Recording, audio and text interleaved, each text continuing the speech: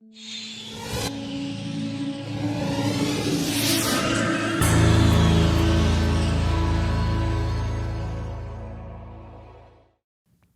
you ever wondered what it's like to be a tree?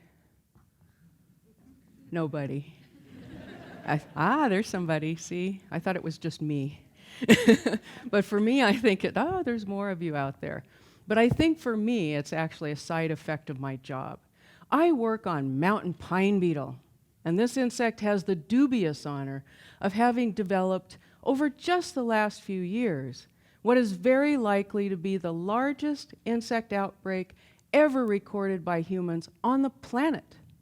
And this tiny little insect, the size and appearance of a mouse turd, has managed to kill millions and in fact billions of trees across vast landscapes. Now, when I'm out working in the forest, I actually do think about what it means to be a tree. Now, obviously, they're quite different from us. They're made of wood, we're made of flesh and blood, but I see another big difference. Trees can't walk, trees can't run, and trees can't hide. And that means that when an enemy like mountain pine beetle shows up, they have no choice but to stand their ground. Now, most of us, when we think about trees, we think about these nice, gentle, passive, benign organisms. But nothing could be further from the truth. Trees are dangerous. I see some skeptics out there. But really, put yourself in the place of a tree. What would you do?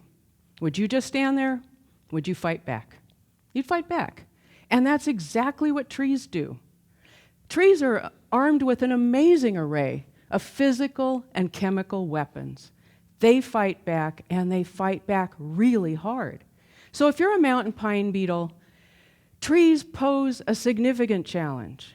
In fact, it takes hundreds and sometimes even thousands of beetles to kill a single tree. Now, if not enough beetles show up, that's a dangerous situation because that means the tree wins and the beetles die. So it's actually very risky to be a mountain pine beetle. And even when they're successful, it hardly seems worth the effort. Trees are the epitome of junk food. Woody tissues have almost no nutrients. And beetles can't live on wood much easier than we can. So how do they do it? Well, guess what? They do it the same way we do. When we've been eating a lot of junk food, we pile on those nutritional supplements. And that's exactly what they do, only in a very different way, as you might suspect. The beetles actually partner with a couple of fungi that provide to them everything that wood cannot. Vitamins, nitrogen to make proteins, sterols to make hormones, and so forth. Pretty cool. By partnering with fungi, beetles can use trees to raise their kids. But being able to use a tree for food is just the first step in developing an outbreak. Okay. What is it that actually allows these beetles to develop such huge numbers that they can kill you, if you're a tree, and your family, and your friends, and in fact, the entire forest? Well, you'll hear from a lot of people that the reason we have this big outbreak is because we have unhealthy forests, or because we have too many pines, or because we have too many big pines, or too many lodgepole pines. That if we had only managed our forests, none of this would have happened. But that's not exactly true. As you might suspect, there's a little bit more to that story. So let me explain how this big outbreak developed and why this one is so unusual compared to those that we've seen in the past. First, you need to know a little bit about the insect. One thing, outbreaks aren't new. Mountain pine beetle is actually native to Western North America, and it's been developing outbreaks there for millennia. And these outbreaks are actually natural disturbances. They help maintain and restore the forest. But clearly, beetles are not in outbreaks all the time. They only develop outbreaks every few decades or centuries, and only when you have two things. You need to have lots of pines on the landscape that are big enough for the beetles to use, which is a condition we always have, and a trigger. So let me explain this trigger. What you see here is what a mountain pine beetle population might look like for a couple of hundred years.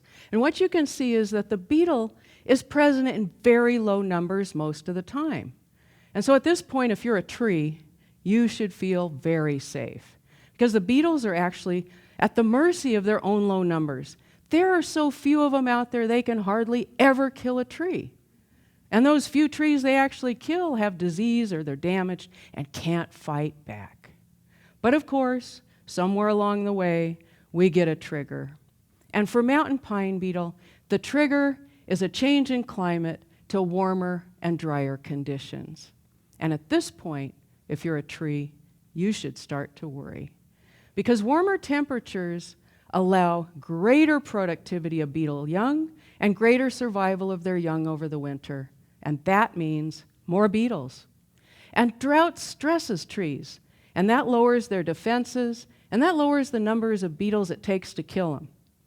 And very importantly, drought stresses trees across regions. So that's really big areas. So if you're a tree, this is a really bad combo. It means you've got a lot of beetles out there, but it doesn't take very many to kill a tree, and there's lots and lots and lots of trees that are easy to kill. This situation allows the beetles to rapidly build in population until they reach a threshold over which there are so many beetles that they can even kill healthy defensive trees. At this point, tree defenses are inconsequential. They no longer matter. And in fact, the beetles switch to attacking healthy trees because they're better food for their young. And better food for the young means more beetles. At this point, the outbreak is self-perpetuating, and there's virtually nothing you can do to stop it. Now, once an outbreak initiates, there's a couple of potential endpoints. One, it can go to completion. And that means that the beetles kill most of the suitable trees on the landscape, and then their populations crash because they're out of food. But in the past, this seldom ever happened. You had the initiation of an outbreak when you had an abnormally warm, dry period, but when things went back to normal, got cooler and wetter, then tree defenses came up, beetle productivity went down, and the beetles pooped out. But the problem now is, of course, that we're not expecting to go back to cooler, wetter conditions. The predictions are we're going to get warmer, and in many places, drier. And that means that going to completion might be the new norm. And if that's the case, we need to be really concerned, because that means really big changes in our forest ecosystems. And of course, then big changes in all those services and functions that they provide. Now, the current outbreak is actually, or maybe, a harbinger of things to come. This outbreak is significantly different than any we've seen in the past. For one, it's 10 times bigger. 10 times. Now, that's pretty remarkable in and of itself. But there's more. The beetle is actually on the move. Because of warming, the beetle has moved several hundred kilometers further north in Canada, and it's now all the way to the Yukon. It has jumped the northern Rockies and has spread across Alberta and is now even invading Saskatchewan. In this location in Canada, the beetle is in a new place, it's in a new species of tree, and that makes it an exotic. And we know that exotics are seldom very good for our native ecosystems. The beetle is expected to continue to move across the continent through the boreal forest and into our eastern pine forests. Because of warming, the beetle has also moved up in elevation, where it's wiping out whitebark pine. This is a tree that used to be protected from the beetle by cold, but now the devastation is so extensive and severe, this critically important tree is now being recommended for listing as an endangered species. And all of this has been due to a warming climate. Now, I mentioned that this particular outbreak is far outside the historic norm. And as such, in many locations, the beetle is no longer restorative for the forest, but damaging. Effects on water, vegetation, wildlife, local communities, and economies have been massive. And human responses, for better or for worse, to the outbreak have added an additional level of impact. At this point, if you're a tree, you should not only be worried, you should be shaking in your roots. Sorry, bad one. Couldn't help it. But also, if you think about this outbreak, it's really tempting to think of it as a local issue. It's just Western North America. But actually, the implications are global. Trees are incredibly important sinks for carbon. But when vast areas die, they become sources. In the worst year of the outbreak, carbon emissions from beetle kill in British Columbia alone are predicted to have equaled the carbon releases from fires across all of Canada for the preceding 40 years. Those kinds of carbon releases obviously can feed back to affect humans and ecosystems all around the world. Now, something else to actually think about as well with mountain pine beetle is to realize that this situation is not unique. Climate-driven tree die-offs are happening right now all over the world. Take, for example, the giant euphorbia tree that I work on in Africa. It's being mass attacked by ambrosia beetles. These are tiny little beetles related to the mountain pine beetle, but they're typically not a problem. But because of increasing temperature, decreasing precipitation, these trees are stressed, and the beetles are responding. This iconic poison arrow tree of Africa is very likely to disappear from many portions of its range just over the next decade. The massive pinion bark beetle ips in the southwestern US has been so severe and extensive that many of these forests are not expected to recover. Over 80 tree species around the world are known to be in trouble due to climate change, and likely there's a whole lot more that we haven't yet recognized. So, what do we do? What do you do? What do I do? What do the trees do? Well, unfortunately, we can't just go out there somewhere and turn down a thermostat. We can't lay out thousands and thousands of miles of irrigation, even if we could come up with the water. And logging won't do much if it's driven by climate.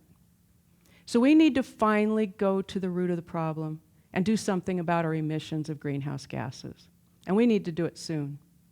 We also need to develop new tools and approaches to our forests. We need to move away from thinking that logging will fix everything. And we need to start working with our knowledge of genetics and adaptation. And very importantly, we need to remember that trees can't walk, trees can't run, and trees can't hide. And with increasing stress, trees are going to have fewer and fewer defenses at their disposal. And somehow it's going to be up to us to get them through. I hope I've opened some eyes and minds tonight about the threat that a warming climate poses to our forests. But I also hope I've helped people recognize that these threats are not just through effects on the big things, like ice shelves and sea level rise and extreme weather, but through their effects on the little things, like a tiny little insect the size and appearance of a mouse turd. Thank you.